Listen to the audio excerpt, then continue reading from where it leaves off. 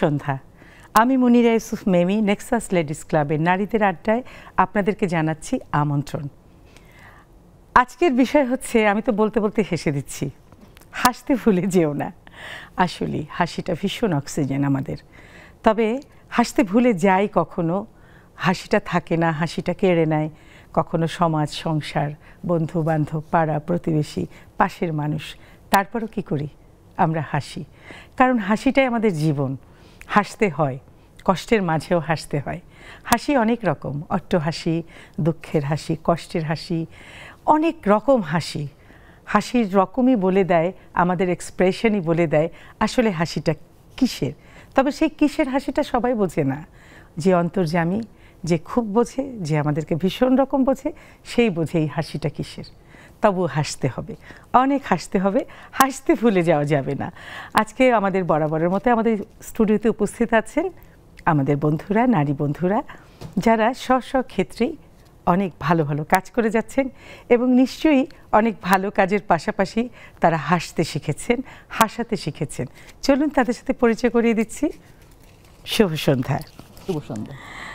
আমার প্রথমেই আমি পরিচয় করিয়ে দিচ্ছি আফরোজা খানম মুক্তা, কারুশিল্পী।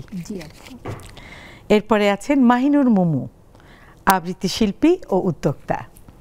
এরপরে আছেন শামিমা কবির, সভাপতি, নারী উদ্যোক্তা সোসাইটি। আপনাদের সবাইকে সুস্বাগতম। ভীষণ ভালো লাগছে আপনাদেরকে পেয়ে। আপনাদের কেমন লাগছে? খুব ভালো লাগছে। আচ্ছা, প্রথমে যাচ্ছি মুক্তা আপা, নামটা খুব সুন্দর, মুক্তা। মুক্তাটা কিসের মাঝে থাকে?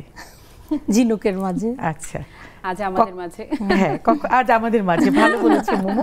কখনো পেয়েছেন মুক্ত কুড়িয়ে সাগরে? পেয়েছেন? ও, কি করেছেন সেগুলো? নিয়ে এসেছি বাসায়। আচ্ছা, ঠিক আছে, আমার জন্য একটা রেখে। ঠিক আছে। তো আমি জানি আপনি খুব ভালো একজন রন্ধন শিল্পী, অসম্ভব ভালো একজন ফটোগ্রাফার, কিন্তু এখানে আমি আরেকটা সুন্দর পরিচয় পেলাম, কারুশিল্পী। জি আপু, আপনার কথা আপনিই বলুন, কোনটা আগে কোনটা পরে? আমি যখন একেবারে খুবই ছোট, 7-8-এ পড়ি, তখনই আমি কারুশিল্পর উপরে কাজ আরম্ভ করি পড়াশোনার পাশাপাশি। যখন করেছি তখন আমার বয়সটা ছিল 13-14 এরকম। সেই অবস্থায় আমি যে ফুল তৈরি করেছিলাম, সুইডেনের রাষ্ট্রদূত এসে আমার ফুলটা কাপড়ের, শার্টিন কাপড়ের উপরে, রাষ্ট্রদূত যখন আমার ফুলটা দেখেছে তখন বলে, এ কি একটা ছোট্ট মেয়ের পক্ষে বানানো সম্ভব? তো আমার বাবা বলেছে, হ্যাঁ, আমার বাবা বলেছে জি স্যার, বানানো সম্ভব। তো সেই থেকে আপা, মানে আমার মনে হয়েছে রাষ্ট্রদূত যখন এই কথাটা বলেছে, তাহলে তো আমার আরো অনেক কিছু শিখতে হবে। তার মানে প্রতিটা কাজের মাঝে যদি একটা উৎসাহ পাওয়া যায়, একদমই তাই, সেরকম একটা মানুষের কাছে, সেই রকম একটা মানুষের আমার এতটা আনন্দ লেগেছে, আমি সেটা বলে বোঝাতে পারবো না। তারপর থেকে কি হলো, সেই কারুশিল্পীটা ছোটবেলা থেকেই বড় বোনের বান্ধবীরা এসে বলে, ও পারে, তা আমাদের শিখাতে হবে। সেই ছোট্ট অবস্থায় আমি তাদের শিখালাম। শিখানোর সাথে সাথে আমি বাংলাদেশের যতগুলি সরকারি প্রতিষ্ঠান আছে, প্রথম সারিতে আমি প্রত্যেকটাতে শিখলাম। আবার প্রত্যেকটাতে শিখার পরে আমার কাছে মনে হলো আরও কিছু শিখতে হবে। তারপর এই কারুশিল্পটাকে ফুলকে জড়িয়েছিল না এরপরে নানা কিছুতে? তারপর টাইডাই, মানে ছোটবেলা থেকে আমরা দেখেছি বাটিক, টাইডাই, এইগুলি এখনো আছে আপা। ওই টাইডাইটা করলাম। করার পরে আমি প্রত্যেকটা কাজ এমনভাবে শিখেছি, এক একটা কাজ আমি 3-4 জায়গায় শিখেছি। তার কারণ এক এক ম্যাম এক এক রকমই শিখায়, যা তার প্রত্যেকটা ধারণা আমার মাথায় থাকতে হবে, তাহলেই তো আমি একজন মানে ভালো টিচার হতে পারবো, আরেকজনকে ভালো শিখাতে পারবো। এক একজন আমাকে এক এক রকম প্রশ্ন করবে, তাদের সঠিক প্রশ্নের উত্তরগুলি যেন আমি দিতে পারি। তারপর বাংলাদেশে যখন আমি টাইডাইয়ের উপরে কোর্স করেছি, আমার কাছে এক মেয়ে আসলো, তার ভাই জাপান থাকে। তো তখন তাকে আমি বলার পরে উনি বলল, আমাদের দেশে তোমাদের মতো এত সময় ধরে টাইডাই করে না, সেই মুসুরির ডাল, তারপরে কাঠি, ঝাড়ু কাঠি দিয়ে এরকম করে করতে খুব কষ্ট, হাতে ফোসকা পড়ে যায়। আমি তোমাকে ভালো একটা জিনিস শিখাবো। আমি বলি, আমি নিশ্চয়ই শিখবো। তো তখন গজকে গজ কাপড় 5 মিনিটেই করা সম্ভব হয়ে যায়। সেটা কাট দিয়ে 12 ইঞ্চি কাটের টুকরা দিয়ে শুধু বাঁধতে যতক্ষণ সময় লাগে, তারপর ওইটা হয়ে যায়। তো এটা যখন আমি পারলাম তখন বিসিক ভবন বাংলাদেশের সেরা একটা জায়গা। এই গল্প একটু পরে আসছি, আমরা এক এক করে সবার গল্প একটু শুনি নিই। গল্প কিন্তু থেমে থাকবে না, যাবো আমরা। মোমো, তুমি বলছি তোমাকে, অবশ্যই খুব সুন্দর লাগছে তোমাকে, অনেক ধন্যবাদ, খুবই সুন্দর লাগছে, চকচক ঝকঝক করছে। হ্যাঁ, তোমাকে প্রশ্ন করব না, তোমাকে একটু 5 মিনিট দেখব। হাসানোর জন্য বলছেন এগুলো? একদম না, ভালো, হাসলো সবাই মিলে, এটা কিন্তু মানে হার্ট ভালো রাখে, তাই না? আচ্ছা, তোমার কথা বলো। তোমার কবিতায় তো আমি মুগ্ধ, শুধু আমি না, সবাই। আমার সৌভাগ্য। না, সৌভাগ্য আমাদেরও তোমাকে পেয়ে, এবং তুমি এখন শিক্ষকও হয়েছো। হ্যাঁ, তুমি শেখাচ্ছ, ভালো, বেশ ভালো একটা উদ্যোগ নিয়েছো। তোমার গল্প তুমি বলো, উদ্যোগটা নিয়ে আর বলছি না, কোনটা আগে কোনটা পরে, নাকি দুটোই একসাথে? আসলে আবৃত্তি আগে, কারণ আবৃত্তি তো জন্মের পর থেকে আমার বাবার সুবাদে উত্তরাধিকার সূত্রে আমি পেয়েছি। পরবর্তীতে ঢাকায় এসে আমার আবৃত্তি গুরু শিমুল মুস্তাফা। সেটা খুলনাতে না, আমার দেশের বাড়ি নোয়াখালী। ও, নোয়াখালী। নোয়াখালীতে। তো ঢাকায় এসে পরবর্তীতে দীক্ষা নিলাম শিমুল মুস্তাফার কাছে। আচ্ছা। সম্প্রতি নিজেও বাবার একটা সংগঠন শব্দসুধা, সেটারই হাল ধরেছি, সেটাই সামনে এগিয়ে নেওয়ার চেষ্টা করছি। এই তো। আর আমার উদ্যোগের নাম ক্লাসিমার্ট। আমার সন্তানের বয়স, বড় সন্তানের বয়স আর আমার উদ্যোগের বয়স সমান, 9 বছর। আচ্ছা। এবার আবৃত্তি নিয়ে বলো একটু, তুমি যে আবৃত্তির চর্চা বা কোথায় কিভাবে শুরু করলে? শুরুটা তো শুনলাম, মানে এটা নিয়ে যে তুমি লেগে আছো, এখন তুমি শিক্ষক হয়েছো, সেটা বলো, কেন তোমার মাথায় এই কাজ? আবৃত্তিটা আমার অক্সিজেন। একদম। আবৃত্তি করলে আমার ভালো লাগে, ভালো থাকি, এবং শেখাতে গিয়ে তোমার ভালো লাগে। যে এখন শেখানোটা কিন্তু দ্বিমুখী। আমি যখন শেখাতে যাই, আমাকে নিজেও কিন্তু আগে হয় না যে নিজে রেডি করতে হয় যে আমি কি শেখাবো, কি কথা বলবো। ওটা রেডি করতে গিয়ে না নিজেও শিখছি। এবং যখন তুমি শিক্ষক হয়ে যাও, তোমার পড়ার শেষ নেই কিন্তু। না, একদমই তাই। আবার এটা ভালো লাগছে যে আমার সুবাদে 8-10 জন মানুষ বা আরো বেশি মানুষকে যদি আমি তৈরি করতে পারি, এই আবৃত্তি অঙ্গনে আরো মানুষ যদি যুক্ত করতে পারি, যুক্ত হয়। যেমন আজ আপনি আমাকে বলছেন মুমুর আবৃত্তি ভালো লাগে, তখন আরো অনেককে বলবেন আমিও তো আপনার কবিতায় মুগ্ধ, মেমি আবার আবৃত্তিতে আমিও মুগ্ধ। তো এই যে আমাদের আরো মুমু, আরো মেমি, এরকম আরো অসংখ্য মানুষ যেন বাংলাদেশে তৈরি হয়, আবৃত্তি শিল্পটা যেন অনেক বেশি আমরা স্ট্রং করতে পারি, সেটাই আসলে আমার মূল লক্ষ্য। হ্যাঁ, এটা কিন্তু আসলে খুব একটা মূল্যায়ন হচ্ছে না, এটা হ্যাঁ একটা জায়গায় পড়ে আছে এবং দর্শক জানি। তবে আবৃত্তি যারা শুনে, দুজন শুনলেও তারা শুনে, এটা একটা ভালো লাগা। আপনি দেখবেন আপা, একটা হারমোনিয়াম বাজিয়ে কিন্তু অসংখ্য মানুষ জড়ো করা যায়। দেখবেন ক্যানভাসার যে আছে, হারমোনিয়াম বাজাচ্ছে, অনেক মানুষ জড়ো হয়ে যায়। আমরা কিন্তু আবৃত্তিটাকে এখনো ঠিক সেভাবে করে মানুষের কাছে পৌঁছাতে পারছি না। একদম, যে আবৃত্তি করে যে লোক জড়ো করব, সেই বিষয়টা কিন্তু খুব কঠিন হয়ে দাঁড়াচ্ছে।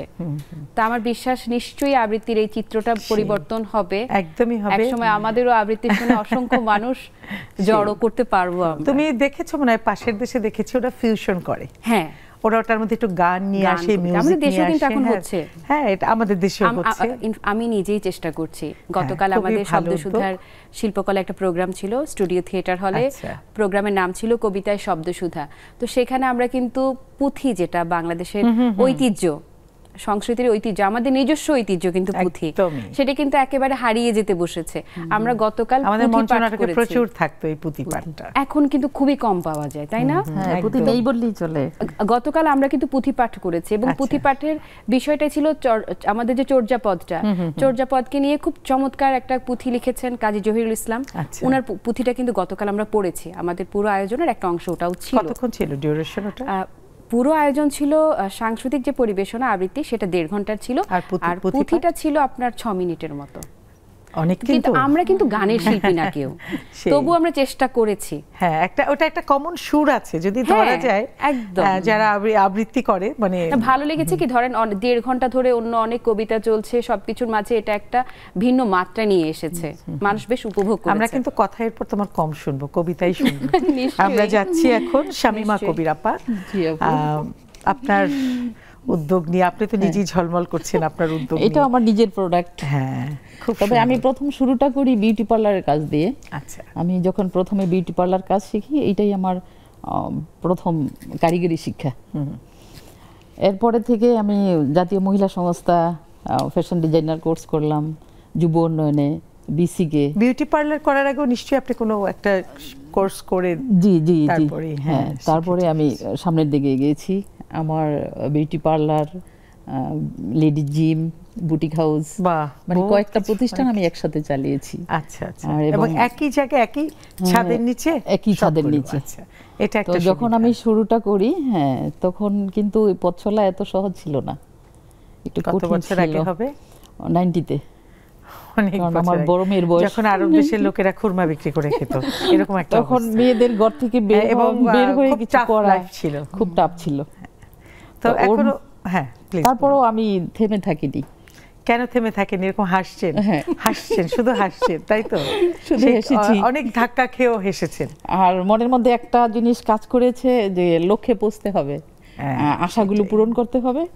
আমার যেগুলো শখ, আমি যেগুলো পছন্দ করি, এই কাজগুলো আমার করতে হবে। 35 ইয়ার্স, হ্যাঁ, কম কথা না। আর যতই বাধা আসুক, কিন্তু আমি এগুলি করবই। প্রথম সাহেব বলেছে তোমার এত কিছু করার দরকার নেই, কারণ উনি, আমি যদি কিছু নাও করি ওনার সমস্যা হয়নি, কারণ উনি বিজনেস, আসলে ওই ব্যাপারটা না যে একটা নিজের পায়ে নিজে দাঁড়ানো, নিজের একটা কি বলে এটাকে, নিজের পরিচয়, হ্যাঁ, নিজের পরিচয় করা আর কি। আর আমার হাজবেন্ড বিজনেস করতেন, প্লাস গভর্নমেন্ট সার্ভিস হোল্ডার, উনি ব্যাংকে চাকরি করতেন। তো সেই সুবাদে আমার খুব একটা চাপ ছিল না। আপনি বসে বসে টাকা গুনতে পারতেন, পারতাম, কিন্তু আমার তো ওইটাতেই ইগো, যে আমি হাজবেন্ড থেকে, এটা সবচেয়ে অপছন্দের কাজ আমার, এটা যে হাজবেন্ড থেকে টাকা চেয়ে নিয়ে খরচ করা, এটা আমার সবচেয়ে অপছন্দের কাজ। তারপরে আমি কিছু সংগঠনে জড়িত হলাম, যেমন তৃণমূল নারী উদ্যোক্তা সোসাইটি। এই সোসাইটি এখন এত বিশাল হয়ে গেছে, পুরো বাংলাদেশে আপনার আমাদের অনেক উদ্যোক্তা, প্রত্যেকটা জেলায় আছে। তো তখন নিজের দিকে একটু চিন্তা করলাম, জেলায় আছে, প্রতিটা জেলায় আছে নারী উদ্যোক্তা সোসাইটি, গ্রাসরুট। এটার সিইও হলো আমাদের হিমাংশু মিত্র। আচ্ছা, উনি এখনো কাজ করে যাচ্ছেন সব উদ্যোক্তাদের জন্য। আর আমাদের এই সংগঠনটা অনেক দূর চলে গেছে, বিদেশে পর্যন্ত আমরা এই সংগঠনের মাধ্যমে মেলা করতে মেয়েদেরকে নিয়ে যাই। আচ্ছা, কুটির শিল্পের উপর আমাদের দেশকে রিপ্রেজেন্ট করা হচ্ছে। আর আমার একটা হলো যে আমি একা উদ্যোক্তা হব, এটা কেমন হলো? আরো কিছু যদি উদ্যোক্তা তৈরি করতে না পারি, তো আমার তো তৃপ্তি আসতেছে না।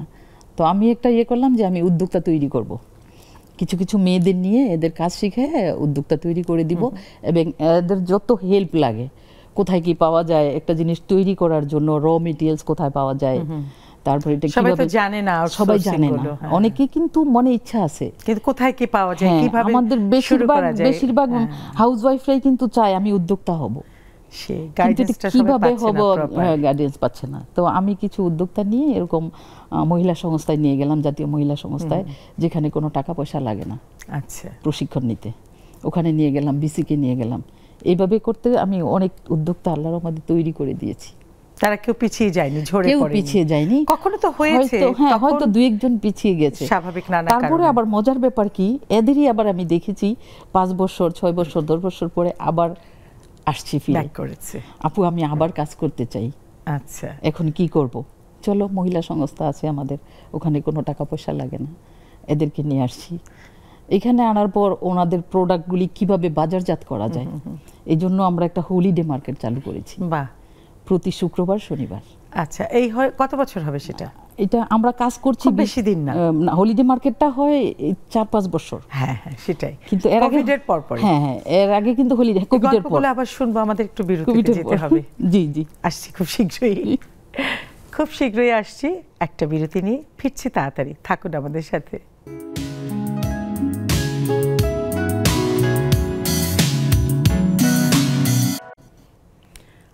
হাসতে ভুলে যেও না, আমাদের আজকের বিষয়। আমরা কিন্তু পর্দার আড়ালে অনেক হাসছি, কিন্তু যখনই ক্যামেরাটা অন হয় আমার অতিথিরা কেমন যেন আবার চুপ হয়ে যায়। তো তারাই আবার বলছে আমরা হাসির কথা বলবো না মানে এই তো আমাদের শুরু হচ্ছে এখনই আমাদের হাসির কথা। মোমো, হাসির কথা বলতে চাচ্ছ, বলো শুনি। হাসির কথা বলতে গিয়ে এই মাত্রই মনে পড়লো, একবার একটা অ্যাডে আমি ভয়েস ওভার করব, ভয়েস দেব।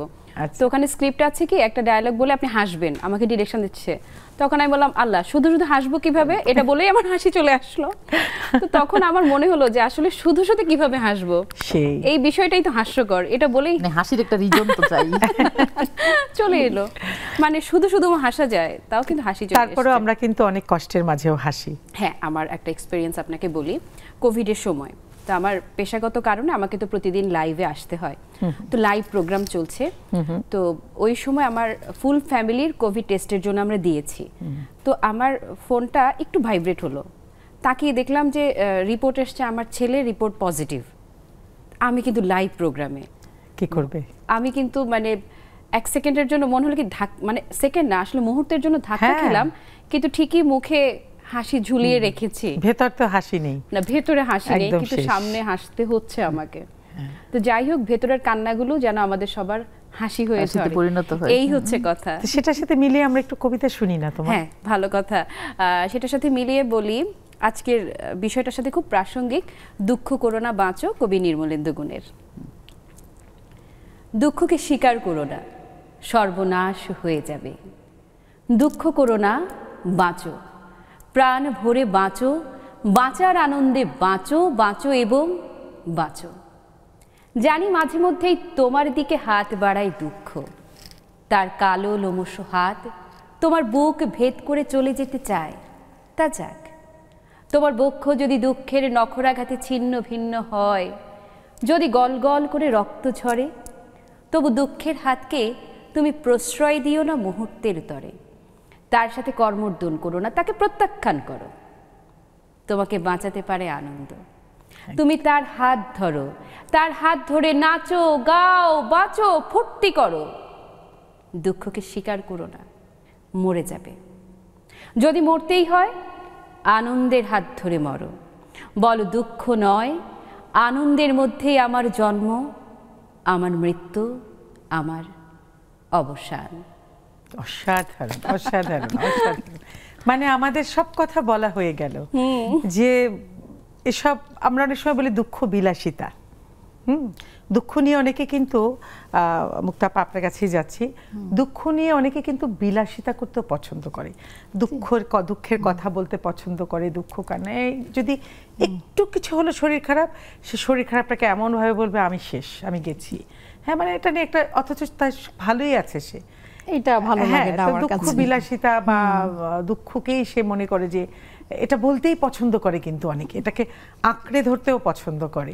আপনি এই ব্যাপারে কি বলবেন? আপনার এই পর্যন্ত আসার পেছনেও তো নানা রকম যুদ্ধ করতে হয়েছে, এবং সত্যি কথা বলতে যে জীবনের শেষ পর্যন্তই যুদ্ধ করতে হয় যদি আপনি আপনার এই সৃজনশীলতা নিয়ে থাকেন। একদম দুঃখের মাঝেও যে কাজ করা যায়।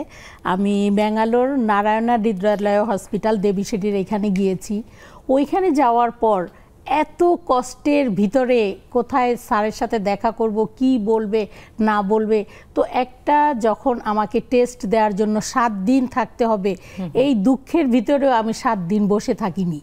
7 দিনে আমি একটা নতুন কাজ উঠিয়ে নিয়ে আসছি, ডিসকভারি মোম, যার কারণে মানে বাংলাদেশের প্রথম সারির যে পত্রিকা মিডিয়া ওইগুলি আমাকে ডেকেছে। আমি যদি বলতাম এত প্রবলেম হচ্ছে, এখন আমি কাজ করব না দুঃখের মাঝে, তাহলে তো আমি এই জায়গাটায় আসতে পারতাম না পা। সেই জন্য বলবো দুঃখের ভিতরেও আনন্দ খুঁজে নিতে হয়। একদমই, ওই যে নির্মলেন্দু গুণের কবিতা, একদম যে মরে যাবে, হ্যাঁ ঠিক, তাও আনন্দকে ধরে বাঁচবে, আনন্দকে ধরে রাখা। আনন্দ মানে চমৎকার বলেছে। হ্যাঁ একদম, আপনি বলেন। আমি এটা পছন্দ করি যে দুঃখটাকে আমরা লুকিয়ে লালন করব এবং সলভ করব লুকিয়ে, কিন্তু আনন্দটা ভাগাভাগি করব। একদম, কারণ আনন্দটা ভাগাভাগি করলে সবার মধ্যে একটা শান্তি আসে।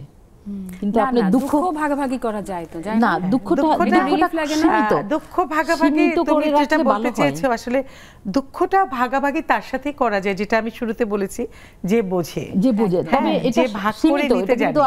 কিন্তু আপনার দুঃখটা নিয়ে অনেকে বিলাসিতা করে, যেমন আমার কথাই বলি, যেমন জ্বর আসছে, আমরা কিন্তু জ্বর নিয়েও উঠে যাই। অনেকে হয়তো একটু জ্বর আসলে শুয়ে থাকবে যে আমার খুব জ্বর, আহা উঠতে পারতেছি না, এরকম সেরকম। কিন্তু আমার গায়ে দেখা যায় অনেক জ্বর, শরীরের নাম মহাশয়, কিন্তু জ্বর নিয়েও আমরা উঠে কাজ করেছি, এটা করেছি ওইটা করেছি, যে কখন জ্বর পালাবে। আমাদের অবস্থা দেখে জ্বরই কিন্তু পালাবে, তার অনেকে আছে এটা নিয়ে খুব দুঃখ বিলাস করবে। এবং অনেক আমাদের নিজেদের মধ্যেই আমি দেখেছি অনেকেই খুব এটা এরকম সেরকম অজুহাত এবং তিনটা হাত, ডান হাত, বাম হাত, আর দুঃখ প্রকাশ। যে আনন্দগুলি তোমরা প্রকাশ করো, কেন দুঃখগুলি প্রকাশ করতে যাও? এটা একান্তই নিজের। আমি যেটা পছন্দ করি সেটা প্রকাশ করার জায়গা আছে, সময় আছে, কিন্তু সব সময় না, যে মানুষ বিরক্ত হয় এতবার শুনলে। সেটাই আর একটা ব্যাপার যে আসলে শরীর মনের কথা শুনে, মন শরীরের কথা শুনে। হ্যাঁ, ওটাই আমাদের ব্রেনে গিয়ে পৌঁছায়। আপনি কি ভাবছেন, কি চিন্তা করছেন, ওটাই কিন্তু আমাদের ব্রেন শুনবে। তো আপনি যদি বারবার বলেন যে আমি ভালো নেই, তো ভালো থাকা যায় না, অটোমেটিক্যালি ভালো থাকতে পারবেন না। আপনি বলেছেন আপনি নাকি বাথরুম সিঙ্গার, তো আজকে এখানকার সিঙ্গার একটু হতে পারে? 2 লাইন সুর আছে, থাকবে তো? বলেছেন তো থাকবে সুর। আচ্ছা, এটা লাস্টে সুর দিব। ও আচ্ছা, আর এখন থাকুক, আরেকটু কথা বলি তারপর সুর দিব।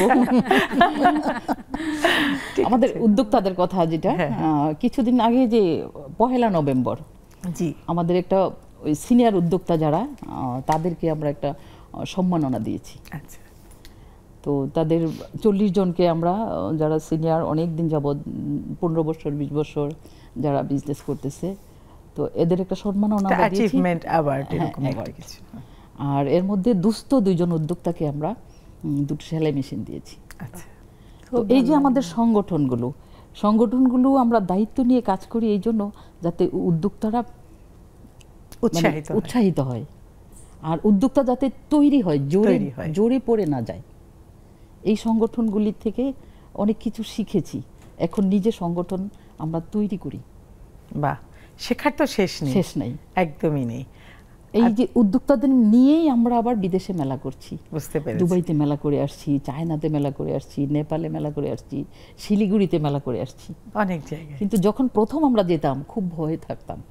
অনেকে বলতো আপনাদের তো বিদেশে নিয়ে বিক্রি করে ফেলবে। কি ভয়। আচ্ছা মোমো, তুমিও তো উদ্যোক্তা একজন, তোমার উদ্যোগ নিয়ে কিন্তু কথা শোনা হলো না, একটু শুনি। আমার উদ্যোগটা আসলে তৈরি হয়েছে বা জন্ম হয়েছে আমার জেদের বসে, একদম জেদের বসে। বয়স তো যে বললে 9 বছর, 9 বছর বয়স। তো আমার প্রথম সন্তানের বয়স, ওর জন্মের পর একই সাথে আমি কিন্তু, আমার ছেলেও বড় হয়েছে, আমিও বড় হয়েছি। এমনই আমি যখন সম্মান শেষ বর্ষের ছাত্রী, তখন আমার বিয়ে হয়। 1 বছর পরই আমার বাচ্চা হয়, তখন আমি মাস্টার্স ফাইনাল দেই। তো পরীক্ষার আগ পর্যন্ত আমি কিন্তু ছাত্রী ছিলাম। পরীক্ষার পর আমি কি, আমাকে যদি কেউ জিজ্ঞেস করে তখন আমি না কোনো উত্তর দিতে পারি না। আবার আপনি তো জানেন, আমি কিন্তু যেহেতু ব্যাকগ্রাউন্ডটা কালচারাল ছিল, সেই সেক্টরে আমার অনেক জব অপরচুনিটি অফার ছিল, কিন্তু হয় না, বাচ্চাকে কোথায় রেখে যাব, সেই জন্য কোথাও জয়েনও করতে পারছিলাম না। লোভনীয় অনেকগুলো বিষয় আমাকে ছাড়তে হয়েছে, সবকিছু চিন্তা করে, বাচ্চাকে রাখার কেউ নেই। তখন ওই যে তুমি কি করো, হ্যাঁ কি করো। তো আমার বরের, ওর যে প্রফেশন, তো ওকে একদিন আমি খুব মজা করে বলছিলাম যে আমারও কিছু করা দরকার। ও বলল যে ঘরে বসে কাজ করবে, ঘরে বসেও কাজ করা যায়। এই যে ও বলল ঘরে বসেও কাজ করা যায়, যদিও পরবর্তীতে ও অনেক উৎসাহ দিয়েছে, এখন পর্যন্ত ওর জন্য করতে পারছি। অন্যরকম ছিল, হ্যাঁ তখনকার সময়ে তুমি ওটাকেও নিতে পারোনি না, ও হয়তো মজা করেই বলেছে ঘরে বসেও কাজ করা যায়। তখন আমি বললাম দাঁড়াও, আমি দেখাচ্ছি ঘরে বসে যে কাজ করা যায়। যেহেতু আমার এখন বাইরে বের হওয়ার উপায় নেই, আমি আমার রুমটাকেই পৃথিবী বানিয়ে নেব, ঘরটাকেই পৃথিবী বানিয়ে নেব। তো গ্লোবালাইজেশনের দিন, এখন ফেসবুক আছে, সোশ্যাল মিডিয়া প্ল্যাটফর্ম আছে, এখন কিন্তু মেয়েদের কাজ করার সুযোগটা অনেক বেশি, অনেক বেশি। এবং ওই যে আপারা আছেন, ওনারা কিন্তু এগিয়ে আসেন। তো আমার ক্ষেত্রে যেটা হয়েছে, আমার সততা, নিষ্ঠা, শ্রমের কারণে আমি বলবো শুরু করার 3 মাসের মাঝেই না মোড় ঘুরে গেছে একদম। আমি আমার বরের কাছ থেকে প্রাথমিক যে পুঁজিটা 56,000 টাকা দিয়ে আমি শুরু করেছিলাম, ওর কাছ থেকে ধার নিয়েছি। তো দেখলাম আমার এই পুঁজিটা উঠতে সময়ই লাগেনি। এরপর আমার 2 ভরির চুড়ি ছিল, তখন আমার মনে হলো না, ও তো পরে বলবে আমারটা নিয়েই তো শুরু করেছো। আমার মা অবশ্য জিজ্ঞেস করেছে তোর কিছু লাগবে, আমি বললাম কিচ্ছু লাগবে না, আমি আমার জন্য যথেষ্ট। আমি করলাম কি, আমার চুড়ি বিক্রি করে দিলাম। 2 ভরি, সব চুরি অনেক হবে, অনেক হবে। আমি 2 ভরি, তোমার ইচ্ছায় করেছো, সুতরাং ওটার মধ্যে কোনো দুঃখ নেই। আমি বিক্রি করে দিয়ে আমি আনন্দ পাচ্ছি। এই যে এতগুলো মানুষের সাথে আমার কানেকশন তৈরি হচ্ছে। 3 মাস ছিল কি, তখন ছিল সালোয়ার কামিজ। আচ্ছা, তখন দেখলাম 3 মাসের পরে এই কাজ আমার পক্ষে একা সামলানো কোনোভাবেই সম্ভব না, কিন্তু আরেকজন লোক নিয়োগ দিলে তো তাকে আবার বেতন টানতে হবে, সেটা কি পারবো? পরে বললাম আল্লাহ ভরসা, সমস্যা নেই। হ্যাঁ, সেটাই সাহস করতে হয়। হ্যাঁ, একজনকে নিয়োগ দিলাম, দেখলাম যে না, তাতেও হচ্ছে না, 6 মাসের মাথায় আমার একটা অফিস নিতে হলো, এবং 1 2 করে ওই 8 মাসের মাঝে আমার 12 জন লোককে নিয়োগ দিতে হয়েছে।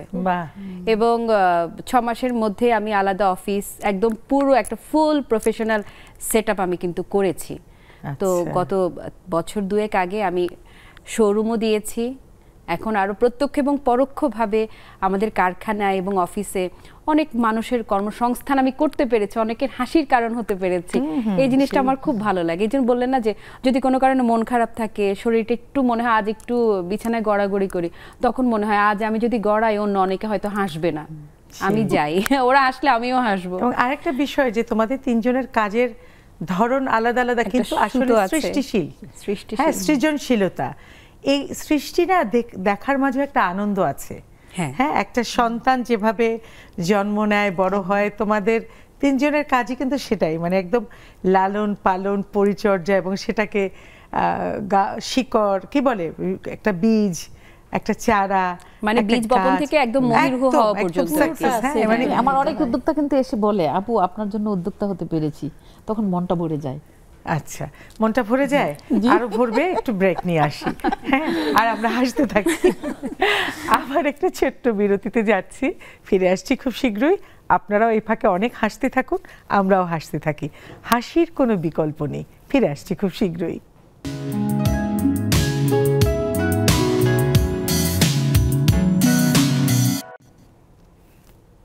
ফিরে এলাম একটা ছোট্ট বিরতির পরে। কতটা হেসেছেন আপনারা? নিশ্চয়ই অনেক হেসেছেন। আজ থেকে একটা সময় বের করে ফেলবেন, কতক্ষণ হাসবেন। আপনারা জানেন তো লাফিং ক্লাব আছে, এটা কিন্তু ভীষণ বিখ্যাত। হা হা হা হা করে হাসে, প্রথমে মনে হয় যে কেন হাসছি, তারপর হাসি শুরু করলে কিন্তু অনেক হাসা যায়। তো এভাবেই শুরু করে দিবেন, হাসবেন। হাসলে শরীর মন ভালো থাকে, হার্ট ভালো থাকে, একটা শরীরে যে একটা কম্পন তৈরি হয়, এটাই পুরো শরীরকে জানান দেয় যে হাসো, বাঁচো। আমরা সবাই একটু হাসি এবং সুন্দর করে বাঁচি। ফিরে যাচ্ছে আবার আমাদের স্টুডিওতে যারা আছেন, সেই মিষ্টি মিষ্টি বন্ধুরা, তাদের গল্পে। মুক্তাপা, আফরোজা খানম মুক্তা, আমি আপনার অনেক কিছু দেখি ফেসবুকে, আলহামদুলিল্লাহ। আপনি সিজনাল যে রান্নাগুলো, যেমন আমরা যেটাকে খাড়ুই বলে, হ্যাঁ, বাঁশের, ওটার মধ্যে মাছ বা ওরকম একটা কিছুর মধ্যে শাক পাতা, তারপর দারুণ ফটোগ্রাফি, কখনো ছাদে, কখনো আপনার কিচেন এরিয়াতে, একেবারে সিজনাল যত সবজি বা মাছ, মুরগি, যা হোক, মানে এত পারফেক্ট। শুধু আপনি রান্নাই করেন না, আপনি ছবিগুলো দারুণ তুলেন। বিভিন্ন পত্রিকায় তো আছে, সেগুলো বাদ দিলাম, কিন্তু আপনি পার্সোনালি যে ছবিগুলো তুলেন অসাধারণ লাগে, ভীষণ ভালো লাগে। একটা সাংঘাতিক আর্ট, রান্না যে একটা আর্ট, এগুলো আপনার এরকম ফটোগ্রাফি দেখলেই এটা মনে হয় যে রান্না আসলে একটা আর্ট। কিছুদিন আগে প্রথম সারির এক প্রিন্ট মিডিয়া আমাকে বলে বিলের মাছের ছবি দিতে হবে। তো সবাইকে বলা থাকে আমাকে কিন্তু কেউ একটু থামিয়ে দিয়ে আরেকটু যোগ করি, প্রশ্নটা একটু বাকি আছে। চা বাগানেও আপনাকে দেখেছি, একদমই তাই। আপনাকে শাপলা ফুল বা এরকম ওখানে এরকম নানা জায়গায় সবকিছু বলবেন কিন্তু। ঠিক আছে। তো চা বাগানে যখন গিয়েছি, ওরা যে কি ক্লান্ত শরীর। বিলের মাছের কথা আগে বলেন। বিলের মাছের কথা যখন আমাকে বলল, আপা আপনাকে দিয়েই সম্ভব বিলের মাছের ছবির ফটোগ্রাফি, তখন আমি 5 দিন আগে থেকে বলে দিলাম আমাকে কিন্তু সত্যি বিলের মাছ এনে দিতে হবে, চাষের কোনো মাছ আনলে চলবে না। তখন আমি বলি কচুরির পানাও সাথে নিয়ে আসবেন।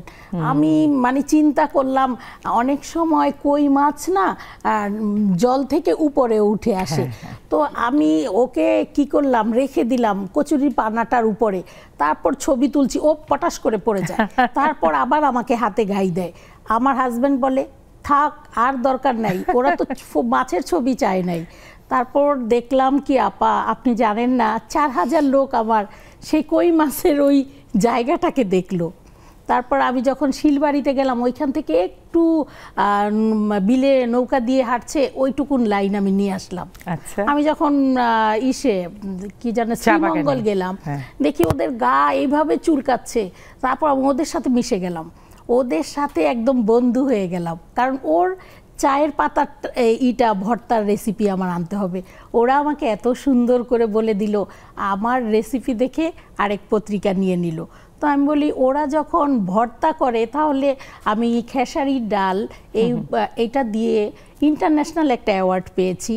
মানে এটা আমি আপনাকে বলে বোঝাতে পারবো না। কিছুক্ষণ আগে বললেন না হাসির গল্প, তো এক ফরেনার, আমেরিকান ফরেনার, উনি পানি খেয়েছে, আমি যে এই অ্যাওয়ার্ড পাবো আপা আমি তো কল্পনাই করতে পারি নাই। পুষ্টিবিদ আর আমার এক ডাক্তার ছিলেন, ডাক্তার শাকিলা খাতুন বিভা, ওনাদের কাছে আমি সারা রাত বসে জিজ্ঞেস করলাম। তারপর আমি বলি আমি তো ইংরেজিতে কথা বলতে পারি না, তাহলে কিভাবে বলবো? আপনি মুখ দিয়ে বলবেন, ওরা বুঝে নিবে। ঠিকই ওরা বুঝে নিল। ও তো যখন বলল আফরোজা খানম ফার্স্ট হয়েছে খেসারির ডালে, আমি ফরেনার পানি খেয়ে ফেললাম। মানে উনি খেয়েছে যে, মানে এটা তো কল্পনার বাইরে। মানে এখন অ্যাওয়ার্ড পায় 5 দিন আগে থেকেই জানে, ফার্স্ট হয় 5 দিন আগে থেকেই নাম উঠে থাকে। তাহলে আমি তো জানতাম না। আমি এরকম জায়গায় একটা প্রধানমন্ত্রীর মতো জায়গায় পুরস্কার নিচ্ছে, সেইখানে আমি পাবো ইন্টারন্যাশনাল। তখন আপা মানে কান্নার ভিতরেও আমি হেসে ফেললাম। তারপর মানে কি বলে আনন্দের কান্না। হ্যাঁ, ওরা বলল কি আপনি কিন্তু এখন অ্যাওয়ার্ড নিয়ে যেতে পারবেন না। তখনও আমার খুব ভালো লাগলো। বলে আপনি যে ফার্স্ট হবেন আমরা তো জানি না, 7 দিন পরে এসে কৃষি মন্ত্রণালয় থেকে আপনি নিয়ে যাবেন। আচ্ছা, তাহলে এই যে পরিশ্রমগুলি করার কারণেই তো আপা আমি এটা পেয়েছি। প্রত্যেকটা শাপলা বিলে গিয়েছি, উনি বলে কি একটা শাপলা ফুল যদি আপনি তুলেন তাহলে আপনার 1 লাখ টাকা ফাইন দিতে হবে। আমি বলি শাপলা ফুল একাটি পাওয়া যায় 20 টাকা 50 টাকা, 1 লাখ টাকা ফাইন দিব? তারপরে আমি 200 টাকার পরিমাণে নিয়ে নিলাম। তো 150 লিটার পানিতে শাপলা ফুলকে রেখে দিলাম। আমি বলি নদী তো আমি এখন আর বানাতে পারবো না। শাপলা ফুল 3 দিন জীবিত রইল। তারপর আপা কি করলাম, আমি সেটা দিয়ে ওর রান্না করলাম। এত লোক দেখলো, মানে এটা আপনাকে দ্বারা সম্ভব না। এই কথাগুলি শুনলে যেমন আনন্দ পায়, তখন আবার আরেকটা কাজ করতে ইচ্ছা করে। আবার এক পত্রিকা থেকে বলল 14 শাকের রেসিপি দিতে হবে আপনাকে। তো 14 শাক বুঝেন তো আপা, 14টা শাক আমার আনতে হবে। আমি লুকায়া করলে পারতাম, আমি যখন এরকম খুন্তি দিয়ে নাড়া দিতাম এখানে কয়টা শাক সেটা তো জানবে না। শাকের চেহারা আলটিমেটলি একরকম হয়, একদম কিছু কিছু আলাদা, লাল শাক বা পুঁই শাক বোঝা যায়। 14টা শাক আমি নিলাম। আর সবচেয়ে ভালো কথা 14টা শাকের 8টা শাকই আমার বারান্দা থেকে নিয়েছি আমি। তারপরে 3টা শাক দেয়া যাবে না, তাদেরও ছবিগুলি রাখলাম। 3 দিন সময় লেগেছে আমার 14টা শাক রান্না করতে, মানে ওইগুলি কালেকশন করতে। এমনি এমনি তো আপা সুন্দর করা যায় না। আমাদের জুমের বন্ধুরা চলে আসছে, একটু গল্প করি। জি আপু। মিষ্টি আপু, মিষ্টি আপু শুনতে পাচ্ছেন? আপু আসসালামু আলাইকুম, শুভ সন্ধ্যা। ওয়ালাইকুম আসসালাম। অনেক ভালো লাগছে আপনাদের আলোচনা শুনে, আপনাদের 3 অতিথির কথা খুব ভালো লাগছে আপু। আচ্ছা, তো আপনি তো সারাদিনই হাসেন, আপনাকে আর হাসির কথা কি বলবো, আজকের বিষয়টা তো জানেন। তো হাসি নিয়ে কখনো বিড়ম্বনা হয়েছে বা কান্না চাপতে গিয়ে ইচ্ছে করে হেসেছেন, এরকম কিছু? কান্না লুকাতে গিয়ে হেসেছেন? আসলে আপু আমার হাসিটা বোধহয় বাই বর্ন, আমি জন্মের থেকে হাসি, আমার মা বাবাও হাসতেন। এমন হয় দুঃখেও হাসি আসে আপু। মনে করেন একটা দুঃখের মধ্যে গেলাম বা এরকম এম্বারাস সিচুয়েশন আমি অনেক পড়েছি, আমার দুঃখ মনের ভিতরে আমি হাসতেছি।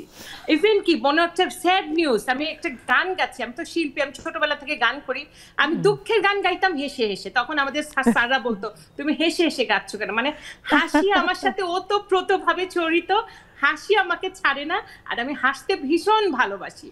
দু একটা সময় একটু ব্যথা লাগলো, একটু দাঁতে ব্যথা হলো, তখন হাসি না আসলে আমার ভিতর থেকে অনেক কষ্ট লাগে আপু, আমার ভালো লাগে না, আমার হাসতে খুবই ভালো লাগে আপু। খুবই খুশি হলাম জেনে এই যে সবাই হাসছে। হ্যাঁ, হাসিনা আপা, হাসিনা আপা শুনতে পাচ্ছেন? আসসালামু আলাইকুম আপু। ওয়ালাইকুম আসসালাম, শুভ সন্ধ্যা। গতকাল তো আপনি হারিয়ে গেলেন, আর পেলাম না, এক ঝলক আসছিলেন। আমি বারবার চেষ্টা করতেছি, নেট মনে হয় প্রবলেম ছিল, আর এত মানে কষ্ট পাচ্ছিলাম যে ঢুকার ইচ্ছা, কথা বলার ইচ্ছা, কিন্তু পারতেছি না। কালকের বিষয়টার সাথে তাহলে মিলে গেছে, কালকে তো ছিল আমাদের বিষয় মানসিক ধাক্কা, তো আপনি মানসিক ধাক্কা খেয়েছেন কালকে। আজকের বিষয়টা ভালো, এই যে হাসেন এখন ধাক্কা সামলে। বলুন। জি আপু, আসলে হচ্ছে কি মিষ্টি আপু তো অলরেডি বলে গেল, ঘটনাটা আমারও সেম এরকমই অনেকটা। কারণ আমি খুব কম আছে যে মন খারাপ করে থাকতে পারি বা মন খারাপ করি, কিংবা দেখা গেছে যে কোনো একটা প্রোগ্রাম, কোনো একটা কিছু, সবাই অপেক্ষায় থাকবে এই হাসিনা আপা যখন আসবে, আর যাওয়ার সাথে সাথে বলবে আর এখানে কোনো কষ্ট নাই, দুঃখ নাই, এখন সেই হাসি শুরু হবে। আর এই যে ঝুমের তো বিশেষ করে তরুয়া পাইসাই বলবে, এই তোমার সেই ঝিলিক একটা হাসি দাও তো, বুঝছেন, অটোমেটিক হেসে দেই। আসলে এটাও একটা বিষয় যে যত দুঃখই থাকুক কষ্টই থাকুক আমাদের জীবনে থাকবে, তারপরও যদি আপনি মানে একটু হেসে চলার, নিজেকে ভালো রেখে চেষ্টা করেন, তখন দেখা যায় কি মনটাও ভালো হয়, পরিবারের কাছে একটু ভালো থাকা যায়, পরিবারের মানুষগুলোরও ভালো রাখা যায়। একদম, এটা আসলে করতে হয় আমাদের প্রতিনিয়ত। একদমই। অনেক ধন্যবাদ হাসিনা আপা। নাহিদা নেলি আপা শুনতে পাচ্ছেন? আসসালামু আলাইকুম আপু, শুভ সন্ধ্যা। ওয়ালাইকুম আসসালাম, শুভ সন্ধ্যা। হাসেন একটু, তারপর কথা বলেন। আজকে হাসি না, আর হেসে শুরু করতে হবে সবাইকে, নইলে ফাইন। হ্যাঁ, আসলে হাসা ছাড়া তো আসলে উপায় নেই, যতই মন খারাপ থাকুক তবুও হাসতে হয়। আর বিশেষ করে বাচ্চাদের জন্য তো না হেসে পারি না, যতই শরীর খারাপ থাকুক, যখন নিজের শরীর খারাপ থাকবে, মন খারাপ থাকবে, ওদেরও মন খারাপ থাকে, তো উপায় নেই, হাসতে হবে, না হেসে কোনো উপায় নেই। এটা ভীষণ ইম্পর্টেন্ট কথা বলেছেন যে বাচ্চাদের জন্য আমাদের অনেক সময় হাসতে হয়। যেমন আমার বাচ্চা দূরে থাকে, ভয়েস শুনলেই বুঝে আমার কি মন খারাপ না মন ভালো, তখন একটা অ্যাক্টিং করি। হ্যাঁ, সেটাই। ভালো থাকুন নাহিদা নেলি আপা। মমি সুফিয়ান আপা, মমি সুফিয়ান শুনতে পাচ্ছেন আমাকে? মমি সুফিয়ান, শুভ সন্ধ্যা আপু। শুভ সন্ধ্যা। অনেকদিন পর আপনাকে দেখলাম, মিস করছিলাম। কেমন আছেন? এই তো আলহামদুলিল্লাহ আপু, আপনারা কেমন আছেন সবাই? খুবই ভালো আছি, আমরা হাসতে হাসতে মরে যাচ্ছি। যাক, আপনি একটু হাসছেন, তাও তো ঠোঁটটা বন্ধ করে, একটু প্রাণ খোলা হাসি দিন আজকের জন্য অন্তত। আজকের বিষয়টা নিয়ে বলুন। উনি খুব কম হাসে মনে হয়। শুনতে পাচ্ছেন মমি আপা? আপু ডিস্টার্ব করছে, তারপর আপু প্লিজ একটু আজকের বিষয়টা। আজকের বিষয়টা হচ্ছে মানে হাসিটা হাসতে হবে আর কি। হ্যাঁ, হাসিটা বন্ধ করে দিও না। আজকের বিষয় হচ্ছে কি বলে, হাসতে ভুলে যেও না, মানে হাসতে ভুলে যেও না। জি আপু, অবশ্যই আপু, আমাদের সবাইকেই হাসতে হবে এবং হাসির মধ্যেই প্রাণ খুঁজে পেতে হবে। হাসির মধ্যেই জীবন, হাসির মধ্যেই সবকিছু আপু। জীবনে কষ্ট দুঃখ থাকবে, কিন্তু এটা আমাদের মনে করা যাবে না, সবকিছুর মধ্যেই আনন্দ খুঁজতে হবে। আমি সব সময় সবকিছুর মধ্যেই আনন্দ খুঁজে বেড়াই। অনেক অনেক অনেক অনেক ধন্যবাদ। আপনি আনন্দ খুঁজে বেড়ান। খুকু আপার কাছে যাচ্ছি। খুকু আপা, খুকু আপা শুনতে পাচ্ছেন আমাকে? আসসালামু আলাইকুম আপু, শুভ সন্ধ্যা। ওয়ালাইকুম আসসালাম, শুভ সন্ধ্যা। আজকের বিষয়টা কি জানেন না বলতে হবে? এই যে মাত্র শুনলাম মমি আপাকে যে বললেন হাসতে হবে। জি, হাসতে হবে না, মানে হাসিটা হাসতে ভুলে যাওয়া যাবে না। হাসি তো আছেই, না এটাকে ভুলে যাওয়া যাবে না। আসলে আমরা ভুলে যেতে চাই না, এই জন্যই মনে হয় আমাদের এই জুম আড্ডার পরেও জুম আড্ডার বন্ধুরা আমরা প্রতি 1 মাস পর পর আমরা গেট টুগেদার করি এবং সেখানে প্রচন্ড আনন্দ করি। মনে হয় যে 1 মাস হয়ে গেছে, একবার অনেকদিন গ্যাপ হয়ে গেছে, এবার একটু হাসতে হবে প্রাণ খুলে। তো গতকালকে আমার বাসায় সবাই চলে আসছিল এবং খুব আনন্দ হয়েছে, এবং নেক্সট তো আবার কারো বাসায় হবে। আমরা আসলে হাসিটা ভুলে যাই না, ভুলে যেতে হয় আমাদের হয়তো প্র্যাকটিক্যাল লাইফের স্ট্রাগলের কারণে, কিন্তু আমরা হাসি। আমরা জুমারদার বান্ধবীরা অবশ্যই হাসি, সেটা জানি, একসাথে হাসি এবং সবাই আনন্দ করি, প্রচন্ড আনন্দ করি, সেখান থেকে আমাদের হাসি আনন্দটা বেশি। আচ্ছা আচ্ছা, আপনাদের একটা বিরাট দল হয়ে গেছে জানি, এবং যখন আপনাদের সব মিউট থাকে তখন দেখি যে আপনারা অনেক হাসাহাসি করেন, সেটাও টের পাই, এবং গান টানও করেন। গেট টুগেদারের ব্যবস্থা করি, সেখানে আমরা প্রচন্ড রকমের আনন্দ করি। আমরা পুরো ছোট বাচ্চা, আমরা আরো আনন্দ করব। একটা ছোট্ট বিরতিতে যাচ্ছি, ফিরে আসছি খুব শীঘ্রই। আবার একটা বিরতিতে যাচ্ছি, ফিরে আসছি খুব শীঘ্রই। থাকুন আমাদের সাথে।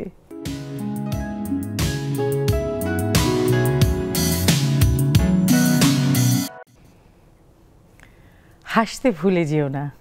আমাদের অনেক গল্প হচ্ছে, কিছু কষ্টের, কিছু ভালো লাগার, কিন্তু শেষে কিন্তু হাসি দিয়েই গল্পগুলো রেশ টেনে ফেলি আমরা।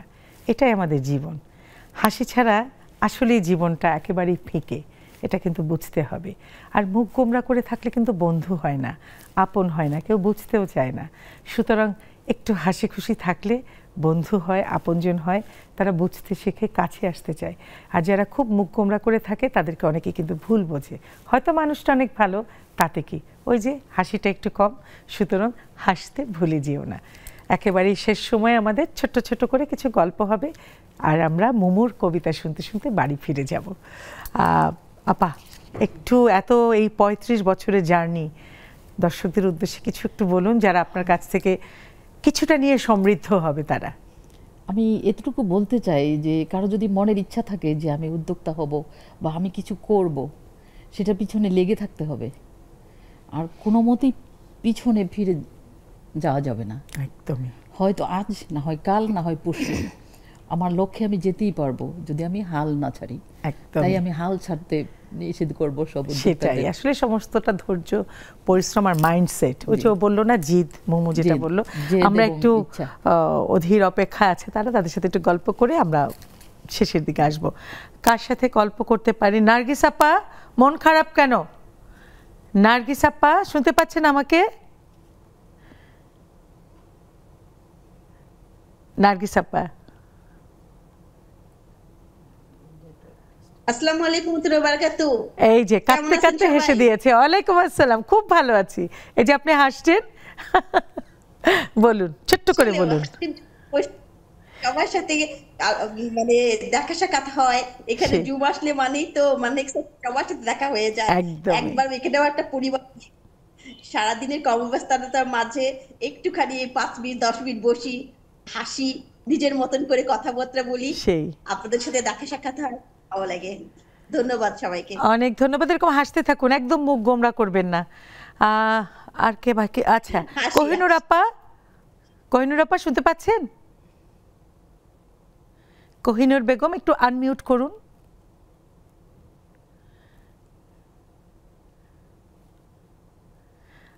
হচ্ছে না তো,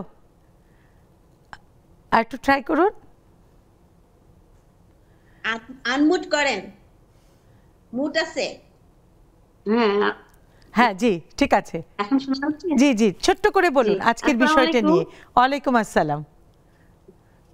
ভালো আছেন সবাই? খুবই ভালো আছি, খুব ভালো লাগছে। জি জি, এবং সবাইকে সবার অনেক গল্প শুনলাম, খুব ভালো লাগছে। আচ্ছা, একটু হাসুন। জি আচ্ছা, অনেক ধন্যবাদ। আরো গল্প হবে, কথা হবে। আফরোজা খানম, মুক্তা আপা, ছোট্ট করে একটু দর্শকদের উদ্দেশ্যে। আমি বলবো আজকের মুক্তাটা তো আমি একদিনে হইনি, অনেকটা সময় লেগেছে। প্রত্যেকটা মেয়ের উচিত নিজের একটা পরিচয়, সব ঝিনুকের মধ্যে তো মুক্ত থাকে না। একদমই তাই, আপনি সেই ঝিনুক, যে ঝিনুকের মধ্যে। তো প্রত্যেকটা মেয়ের ধৈর্য থাকতে হবে, অনেক পরিশ্রম করতে হবে। এই আপাটা যে এইখানে আসছে এই বয়সে, ওনার অনেক পরিশ্রমের কারণে। প্রত্যেকে আমাদের প্রথম টাকা থাকলে হবে না, আমি বলবো ধৈর্য, পরিশ্রম, এই দুইটা জিনিস যদি কারো ভিতরে থাকে তখন সে পরিচিত একটা মুখ হতে পারবে। এটাই আমার কথা। খুবই ভালো বলেছেন মোমো। ছোট্ট করে বলে তোমার কবিতা শুনতে শুনতে বাড়ি ফিরে যাব, তার আগে আমি দর্শকদের কাছ থেকে একটু বিদায় নিয়ে আসি। অনেক গল্প হলো, আড্ডা হলো, হাসি হলো। ভালো থাকবেন, সুন্দর থাকবেন, সুস্থ থাকবেন। আসলে হাসিটা বন্ধ করবেন না, হাসবেন, বেশি করে হাসবেন, দেখবেন সব কিছু হালকা হয়ে গেছে, ভেতরে কোনো ময়লা আবর্জনা কিছুই থাকবে না। এটাই হচ্ছে আমাদের চাওয়া। আবার দেখা হবে সামনের আড্ডায়, সে পর্যন্ত ভালো থাকুন। আর আমরা মাহিনুর মুমুর কবিতা শুনতে শুনতে বাড়ি ফিরে যাচ্ছি।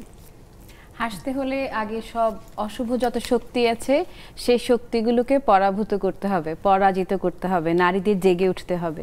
তো তেমনি নারী জাগরণের একটি কবিতা কবি কাজী নজরুল ইসলামের রক্তাম্বর ধারিণী মা চেষ্টা করছি। খুবই সুন্দর কবিতা। রক্তাম্বর পরমা এবার জ্বলে পুড়ে যাক শ্বেত বসন, দেখি ওই করে সাজে মা কেমন, বাজে তরবারি ছনন ছন, সিথিরে সিঁদুর মুছে ফেল মাগো, জালো সেথা জালো কাল চিতা, তোমার খড়গ রক্ত হোক স্রষ্টার বুকে লাল ফিতা, এলুকে সে তব দুলুক ঝঞ্ঝা, কাল বৈশাখী ভীম তুফান, চরণ আঘাতে উদ্গারে যেন আহত বিশ্ব রক্তবান, নিঃশ্বাসে তব পেঁচা তুলো সম, উড়ে যাক মাগো এই ভুবন, অসুর নাশিতে হোক বিষ্ণু চক্র মাতুরে হেম কাঁকনে। টুটি টিপে মারো অত্যাচারে মার, গলহার হোক নীল ফাঁসি, নয়ন তোমার ধূমকেতু জ্বালা, উঠুক সরসে উদ্ভাসী, হাসো খল খলে দাও করতালি, বলো হর হর শঙ্কর। আজ হতে মাগো অসহায় সম, ক্ষীণ ক্রন্দন সম্বর, মেখলা ছিঁড়িয়া চাবুক করো মা, সে চাবুক করো নভতরিত, জালিমের বুক বেয়ে খুন ঝরে, লালে লাল হোক শ্বেত হরিত। নিদ্রিত শিবে লাথি মারো আজ, ভাঙমা ভোলার ভাঙ নেশা, পিয়াও এবার অশিব গরল, নীলের সঙ্গে লাল মেশা। দেখাবা আবার দনুজ দলনী, অশিব নাশিনী চণ্ডী রূপ, দেখাও মা ওই কল্যাণ করি, আনিতে পারি কি বিনাশ স্তূপ। সে তো শতদল বাসিনী নয় আজে, রক্তাম্বর ধারিণী মা, ধ্বংসের বুকে হাসুক মাতরে, সৃষ্টির নব পূর্ণিমা। বাহ, অসাধারণ অসাধারণ। আপা আপনি একটু গান করবেন বলেছিলেন, দু লাইন একটু শুনি। না বিদায় নিচ্ছি না, দেখি আমাদের সময়টা আছে, তো সুতরাং সেই দু লাইন গান একটু শুনি। কান্না আছে, কিছু হবে না, আমার ইমিডিয়েট 3 বছরের বড় ভাই মারা গিয়েছেন, তো ও আমাকে এই গানটা শিখিয়েছিল। আচ্ছা।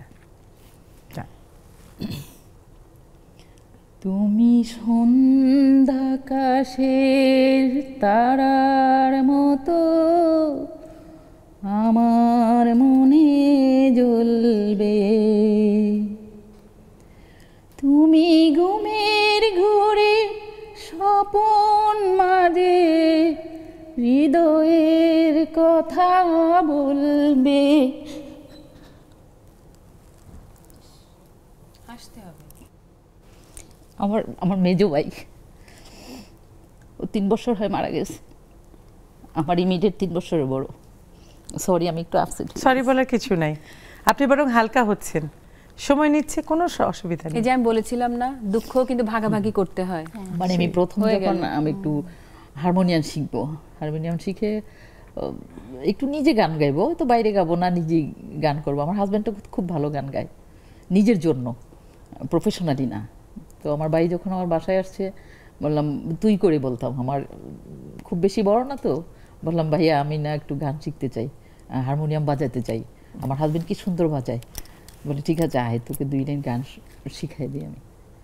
ও আমাকে এই 2 লাইন গান শিখাই। বাহ, ভীষণ মানে আজকে আপনি হালকা হলেন। এরকম দুঃখ তো আমাদের আছে, মা বাবা হারানো, ভাই হারানো, বোন হারানো, আপনজন হারানো, এটা ছাড়া আমরা কেউই নেই। এবং আমার জানা মতে আমার বাবা মা নেই, আপনার বাবা মা আছে কিনা আমি জানি না। আমার বাবা মারা গেছে। হ্যাঁ, আমরা আসলে আমরা যে বয়সে আসছি, আমরা কি বলবো, অভিভাবক শূন্য, তাই আমাদের মধ্যে হাসতে হয়, তারপর আমাদের হাসতে হয়, এবং যত বয়স বাড়ছে ততই মা বাবার কথা বেশি মনে পড়ছে। এমন সিচুয়েশনও আসে যেখানে হাসার কথা না, কিন্তু তারপরে আমাদের হাসতে হয় পরিবেশকে শান্ত রাখার জন্য। একদম সিচুয়েশন, এমন সিচুয়েশন কিন্তু চলে আসে, এবং আমাদের এই পরিণত বয়সে ভিতরে হাসি থাকে না, আসে না, তারপর আমরা জোর করে হাসতে হয় পরিবারের জন্য।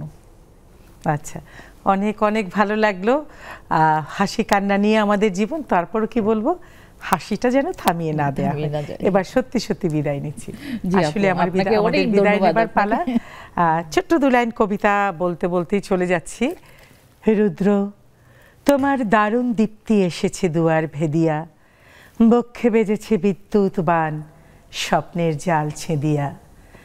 ভাবিতেছিলাম উঠি কিনা উঠি, অন্ধ তামুস গেছে কিনা ছুটি, রুদ্ধ নয়ন মেলি কিনা মেলি, তন্দ্রা জরিমা মাজিয়া। এমন সময় ঈশান তোমার বিষান উঠেছে বাজিয়া, বাজিরে গরজি বাজিরে, দগ্ধ মেঘের রন্ধ্রে রন্ধ্রে, দীপ্ত গগন মাঝিরে। চমকে জাগিয়া পূর্ব ভুবন, রক্ত বদন লাজিরে। ভৈরব তুমি কি বেশে এসেছ, ললাটে ফুঁসেছে নাগিনী, রুদ্র বিনায় এই কি বাজিল।